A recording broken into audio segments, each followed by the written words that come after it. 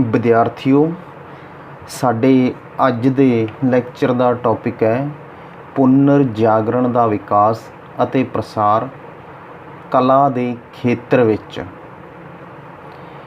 ਪੁਨਰ ਜਾਗਰਣ ਤੋਂ ਪਹਿਲਾਂ ਕਲਾ ਵੀ ਸਾਹਿਤ ਦੀ ਤਰ੍ਹਾਂ ਹੀ ਧਰਮ ਦੀਆਂ ਜੰਜੀਰਾਂ ਦੇ ਵਿੱਚ ਜਕੜੀ ਹੋਈ ਸੀ। ਇਸ ਵਿੱਚ ਮੌਲਿਕਤਾ ਅਤੇ ਸੁਤੰਤਰਤਾ ਦੀ ਘਾਟ ਸੀ। ਪੁਨਰ ਜਾਗਰਣ ਨੇ ਕਲਾ ਨੂੰ ਵੀ ਇੱਕ ਨਵਾਂ ਰੂਪ ਦਿੱਤਾ, ਜਿਸ ਕਰਕੇ ਕਲਾ ਦੀ ਹਰ ਸ਼ਾਖਾ ਦੇ ਵਿੱਚ ਨਵੀਨਤਾ ਅਤੇ ਮੌਲਿਕਤਾ ਦੀ ਝਲਕ ਨਜ਼ਰ ਆਉਣ ਲੱਗੀ। ਸਭ ਤੋਂ ਪਹਿਲਾਂ ਗੱਲ ਕਰਦੇ ਹਾਂ ਚਿੱਤਰਕਲਾ ਦੀ। ਮੱਧਕਾਲ ਵਿੱਚ ਤਸਵੀਰਾਂ ਅਤੇ ਚਿੱਤਰ ਬਣਾਉਣ ਦਾ ਉਦੇਸ਼ ਈਸਾਈ ਧਰਮ ਦਾ ਪ੍ਰਚਾਰ ਕਰਨਾ ਹੀ ਹੁੰਦਾ ਸੀ। ਚਿੱਤਰਕਾਰਾਂ ਨੂੰ ਧਾਰਮਿਕ ਪਰੰਪਰਾ ਦੇ ਅੰਦਰ ਰਹਿ ਕੇ ਕੁਝ ਨਿਸ਼ਚਿਤ ਵਿਸ਼ੇ ਸੰਬੰਧੀ ਚਿੱਤਰ ਬਣਾਉਣ ਲਈ ਨਿਸ਼ਚਿਤ ਰੰਗਾਂ ਦੀ ਹੀ ਵਰਤੋਂ ਕਰਨੀ ਹੁੰਦੀ ਸੀ। ਨਿਸ਼ਚਿਤ ਵਿਸ਼ਿਆਂ ਅਤੇ ਰੰਗਾਂ ਤੋਂ ਬਿਨਾਂ ਕੋਈ ਹੋਰ ਚਿੱਤਰ ਬਣਾਉਣਾ ਅਪਵਿੱਤਰ ਅਤੇ ਧਰਮ ਵਿਰੋਧੀ ਮੰਨਿਆ ਜਾਂਦਾ ਸੀ। ਨਤੀਜੇ ਵਜੋਂ ਚਿੱਤਰਕਾਰ ਆਮ ਤੌਰ 'ਤੇ ਸੰਤਾਂ ਦੀਆਂ ਤਸਵੀਰਾਂ ਬਣਾਉਂਦੇ ਸਨ। ਪੁਨਰ ਜਾਗਰਣ ਦੇ ਚਿੱਤਰਕਾਰਾਂ ਨੇ ਪੁਰਾਣੀਆਂ ਧਾਰਮਿਕ ਪਰੰਪਰਾਵਾਂ ਅਤੇ ਨਿਯਮਾਂ ਨੂੰ ਤਿਆਗ ਦਿੱਤਾ। ਪੁਨਰ ਜਾਗਰਣ ਕਾਲ ਚਿੱਤਰਕਾਰਾਂ ਨੇ ਮਨੁੱਖੀ ਸਰੀਰ ਦਾ ਬਰੀਕੀ ਨਾਲ ਅਧਿਐਨ ਕੀਤਾ ਅਤੇ ਆਪਣੇ ਚਿੱਤਰਾਂ ਵਿੱਚ ਇਸ ਦੇ ਵੱਖ-ਵੱਖ ਭਾਗਾਂ, ਪੱਠਿਆਂ ਅਤੇ ਵਾਲਾਂ ਆਦਿ ਦਾ ਬੜੀ ਸੁੰਦਰਤਾ ਅਤੇ ਸੂਝ-ਬੂਝ ਨਾਲ ਚਿੱਤਰਣ ਕੀਤਾ। ਕੁਝ ਚਿੱਤਰਕਾਰਾਂ ਨੇ ਕੁਦਰਤੀ ਦ੍ਰਿਸ਼ਾਂ ਉੱਤੇ ਵੀ ਮਨਮੋਹਕ ਢੰਗ ਨਾਲ ਚਿੱਤਰ ਬਣਾਉਣੇ ਸ਼ੁਰੂ ਕਰ ਦਿੱਤੇ। ਇਹਨਾਂ ਦੇ ਵਿੱਚੋਂ ਸਭ ਤੋਂ ਪਹਿਲਾਂ ਹੈ ਲਿਓਨਾਰਦੋ ਦਾ ਵਿੰਸੀ। ਇਹ ਫਲੋਰੈਂਸ ਦਾ ਰਹਿਣ ਵਾਲਾ ਸੀ। ਇੱਕ ਚਿੱਤਰਕਾਰ ਤੋਂ ਇਲਾਵਾ ਉਹ ਇੱਕ ਮੂਰਤੀਕਾਰ, ਸੰਗੀਤਕਾਰ, ਵਿਚਾਰਕ ਅਤੇ ਵਿਗਿਆਨਕ ਵੀ ਸੀ। ਇੱਕ ਚਿੱਤਰਕਾਰ ਵਜੋਂ ਉਸ ਨੂੰ ਸ੍ਰੇਸ਼ਟ ਸਥਾਨ ਹਾਸਲ ਹੋਇਆ। ਮੋਨਾਲੀਜ਼ਾ, ਦੀ ਲਾਸਟ ਸਫਰ ਅਤੇ ਦੀ ਵਰਜਨ ਆਫ ਰਾਕਸ ਉਸ ਦੀਆਂ ਸਰਵੋਤਮ ਕਲਾਕ੍ਰਿਤੀਆਂ ਮੰਨੀਆਂ ਜਾਂਦੀਆਂ ਹਨ। ਮੋਨਾਲੀਜ਼ਾ ਇੱਕ ਔਰਤ ਦਾ ਚਿੱਤਰ ਹੈ, ਜਿਸ ਦੇ ਚਿਹਰੇ ਦੀ ਭੇਦ ਭਰੀ ਮੁਸਕਾਨ ਸਦੀਆਂ ਤੋਂ ਦਰਸ਼ਕਾਂ ਲਈ ਖਿੱਚ ਦਾ ਸਾਧਨ ਬਣੀ ਹੋਈ ਹੈ। ਉਸ ਦੁਆਰਾ ਮਿਲਾਨ ਨਗਰ ਵਿੱਚ ਇੱਕ ਕੰਧ ਉੱਤੇ ਬਣਾਈ ਗਈ ਦੀ ਲਾਸਟ ਸਫਰ ਦੀ ਤਸਵੀਰ ਵਿੱਚ ਅਜਿਹੀਆਂ ਮਾਨਵਵਾਦੀ ਭਾਵਨਾਵਾਂ ਪ੍ਰਗਟ ਕੀਤੀਆਂ ਗਈਆਂ ਹਨ, ਜਿਨ੍ਹਾਂ ਕਾਰਨ ਉਸ ਨੂੰ ਵਿਸ਼ਵ ਕਲਾ ਦੀਆਂ ਸਭ ਤੋਂ ਉੱਤਮ ਕਲਾਕ੍ਰਿਤੀਆਂ ਵਿੱਚ ਸਥਾਨ ਪ੍ਰਾਪਤ ਹੈ।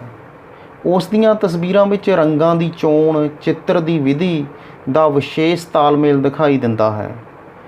ਉਸ ਨੇ ਆਪਣੇ ਚਿੱਤਰਾਂ ਵਿੱਚ ਮਨੁੱਖੀ ਸਰੀਰ ਦੇ ਵੱਖ-ਵੱਖ ਅੰਗਾਂ ਦਾ ਸੰਜੀਵ ਅਤੇ ਸੁਭਾਵਿਕ ਪ੍ਰਦਰਸ਼ਨ ਕੀਤਾ ਹੈ। ਦੂਸਰਾ ਮਾਈਕਲਐਂਜਲੋ।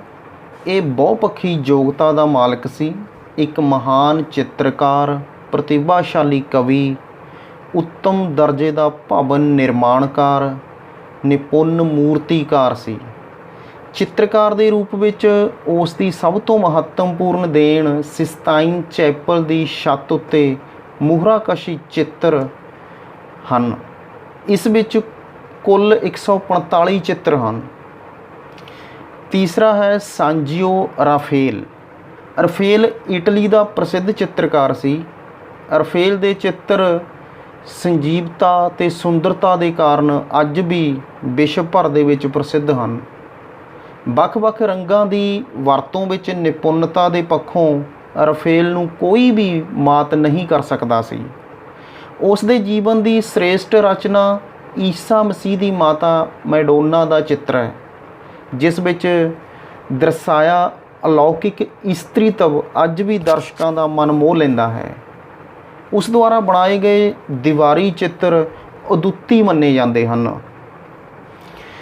ਚੌਥਾ ਹੈ ਤੀਤੀਅਨ।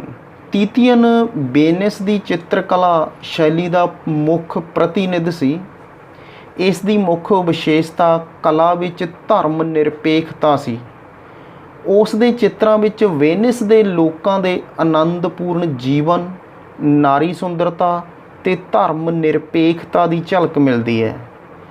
ਉਸ ਦਾ ਵੇਨਿਸ ਦੇ ਇੱਕ ਚਰਚ ਵਿੱਚ ਅਯੰਸ਼ਨ ਆਫ ਦੀ ਵਰਜਨ ਦਾ ਚਿੱਤਰ ਵਿਸ਼ਵ ਦੀਆਂ ਸਭ ਤੋਂ ਉੱਤਮ ਕਲਾਕ੍ਰਿਤੀਆਂ ਵਿੱਚੋਂ ਇੱਕ ਮੰਨਿਆ ਜਾਂਦਾ ਹੈ। ਭਾਵੇਂ ਚਿੱਤਰਕਾਰੀ ਦੀ ਨਵੀਂ ਕਲਾ ਦੀ ਉਤਪਤੀ ਤੇ ਵਿਕਾਸ ਇਟਲੀ ਵਿੱਚ ਹੋਇਆ, ਫਿਰ ਵੀ ਇਹ ਛੇਤੀ ਹੀ ਸਮੁੱਚੇ ਪੱਛਮੀ ਯੂਰਪ ਦੀ ਵਿਰਾਸਤ ਬਣ ਗਈ। ਅਗਲਾ ਹੈ ਮੂਰਤੀ ਕਲਾ।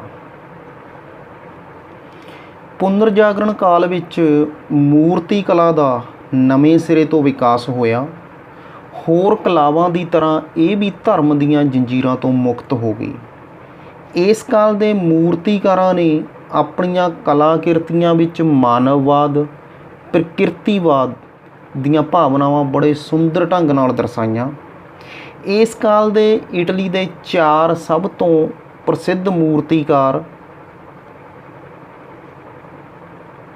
ਲੋਰੈਂਜੋ ਗਿਬਰਟੀ, ਡੋਨਾਤੇਲੋ, ਲੂਕਾ ਦੇਲਾ ਰੋਬੀਆ ਤੇ ਮਾਈਕਲ ਐਂਜਲੋ ਸਨ।